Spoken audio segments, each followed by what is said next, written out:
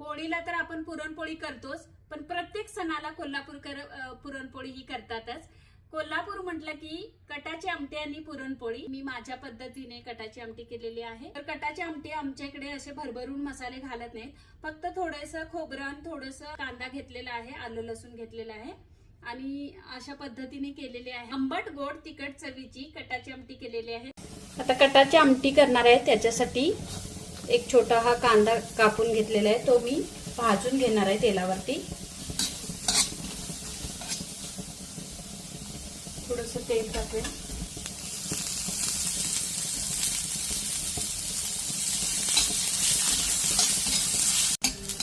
कांदा थोडासा परतून झालेला आहे। आता याच्यातच मी जे ओले खोबऱ्याचे तुकडे आहेत ते पण घेते आणि त्याच्यावर पण तेल टाकते। म्हणजे जास्त भाजायची गरज नाही, अगदी थोडंसं गरम करायचं आहे।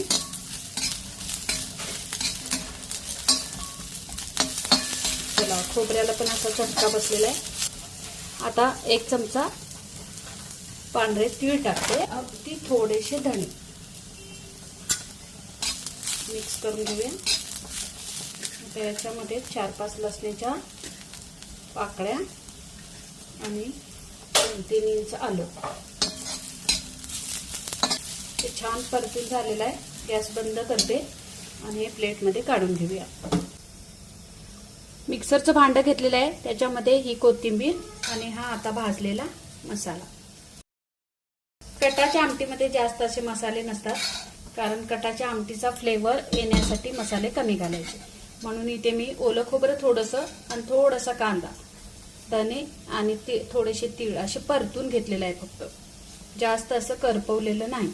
आता हे मसाले घेतलेले आहेत, ह्याच्यामध्येच हे चिंचेचा तुकडा घालते। आमटी उकळती वेळी पण चिंचेचा गोळा घातला तर चालतो, पण मी मसाल्यामध्येच घेते, म्हणजे मसाला अगदी खमंग आणि छान होतो। चला, आता हे बारीक करून घेते।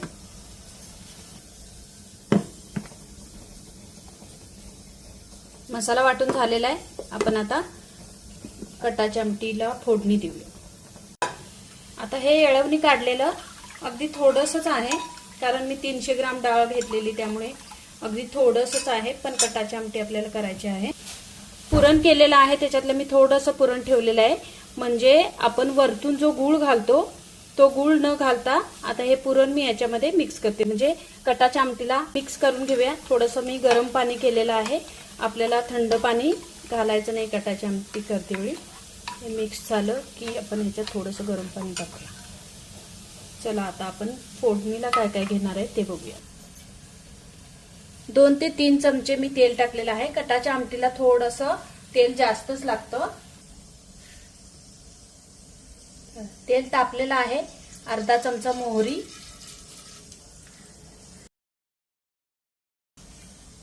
थोडीशी मोहरी तडतडली की आपल्याला जिरे टाकायचे। जिरे मी अर्धा चमचा घेतलेला आहे, हातावरती असं चोळते आणि याच्यामध्ये टाकते। 8 ते 10 लसूण पाकळ्या आहेत, त्या ठेचून घेतलेल्या आहेत।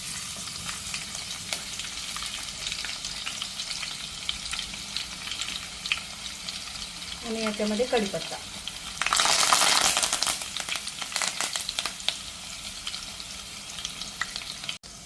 लसूण पण आता लालसर झालेला आहे, त्याच्यातच अगदी बारीक चिरलेला टोमॅटो आहे, तो टाकते आणि थोडीशी कोथिंबीर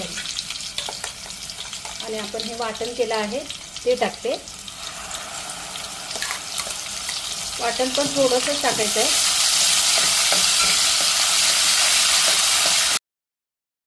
अर्धा चमचा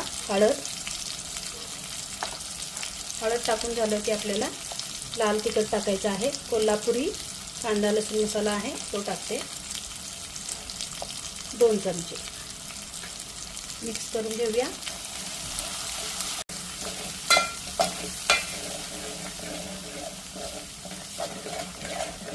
मसाल्याला तेल सुटत आलं की आपल्याला धना जिरा पावडर टाकायचा आहे।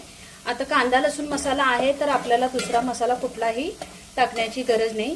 जर तुमच्याकडे लाल तिखट कमी रंगाचा असेल तर तुम्ही काश्मीरी लाल तिखट टाकू शकता। आता कांदा लसूण मसाला आमचा हा लाल भडक असतो, तेव्हा मी कुठलाही मसाला दुसरा टाकलेला नाही। मसाला आता छान परतून झालेला आहे, तेल पण सुटलेलं आहे आणि जे मी येळवणी काढलेलं आहे डाळीचं ते आता घट्ट झालेलं आहे. म्हणजे जे पुरण मी टाकलं होतं त्याच्यामुळे येळवणी हे घट्ट झालेलं आहे. आता याच्यामध्ये टाकून घेऊया आपण.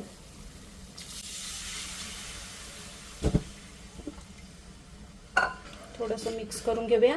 आता हे येळवणी टाकल्यानंतर मसाला आणि येळवणी असं थोडंसं घट्ट आहे, तर आपल्याला याच्यामध्ये गरम पाणी टाकायचं आहे.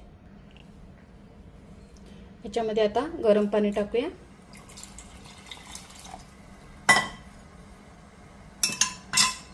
आणि आपली डाळ किती घट्ट पाहिजे ह्याच्यावरती आपण थोडंसं पाणी घालायचं की नाही ते ठरवूया. आता थोडीशी डाळ घट्ट आहे, थोडंसं अजून गरम पाणी अर्धा वाटा टाकते. चला आता शेवटी याच्यामध्ये चवीनुसार मीठ, अर्धा चमचा मीठ घातलेला आहे. आंबट गोड आणि तिखट चवीची ही कटाची आमटी तयार झालेली आहे. आंबटपणासाठी थोडीशी चिंच टाकलेली आहे आणि गूळ टाकलेला आहे. म्हणजेच आपण जे पुरण केलं होतं ते मी याच्यामध्ये टाकलेलं आहे, म्हणजे वरतून असं गूळ टाकायची गरज नाही. आणि हे झणझणीत लाल तिखट. तर अशी ही कटाची आमटी उकळून घेऊया आणि मग वरती आपली कोथिंबीर पेरून कटाची आमटी खायला तयार.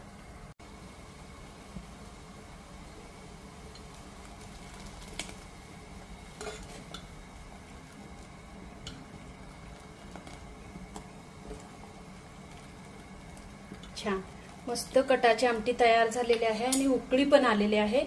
एक दोन उकळी झाली की आपण गॅस बंद करणार आहोत. वरतून ही बारीक चिरलेली कोथिंबीर आणि मी हिंग टाकायला विसरलेली आहे फोडणीमध्ये. जेव्हा फोडणी तुम्ही लसूण वगैरे टाकता तेव्हा हिंग टाकायला विसरू नका. मस्त. आता मी बारीक गॅस करते आणि एक उकळी येऊ देत, मग आपण गॅस बंद करायचा.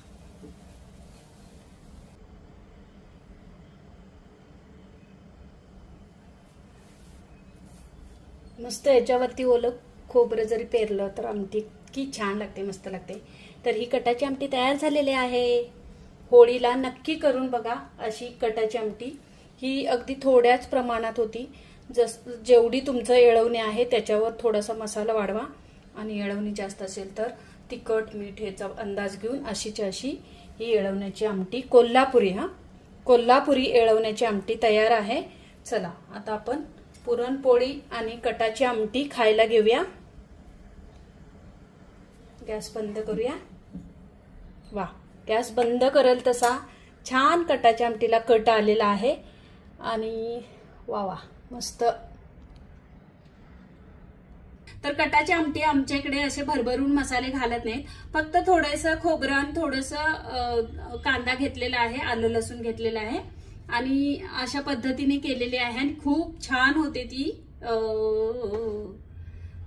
कोणती कटाची आमटी. तर कमी मसाल्यांमध्येच केलेली कटाची आमटी खूप छान होते. आंबट गोड तिखट चवीची कटाची आमटी केलेली आहे. व्हिडिओ तुम्हाला कसा वाटला तो नक्की लाईक करा, कमेंट करा, खूप साऱ्या मैत्रिणींना शेअर करा आणि कटाची आमटी नक्की करून बघा. मोदक म्हटलं की कोकणची आठवण येते आणि कटाची आमटी म्हटलं की कोल्हापूरकरांची आठवण येते. तर कोल्हापुरी स्टाईलनी मी कटाची आमटी बनवलेली आहे. ती तुम्हाला व्हिडिओ कसा वाटला तो नक्की सांगा आणि आवडला असेल व्हिडिओ तर नक्की लाईक करा, कमेंट करा, खूप साऱ्या मैत्रिणींना शेअर करा. भेटूया आता आपण पुढच्या व्हिडिओमध्ये. थँक्यू. श्री स्वामी समर्थ.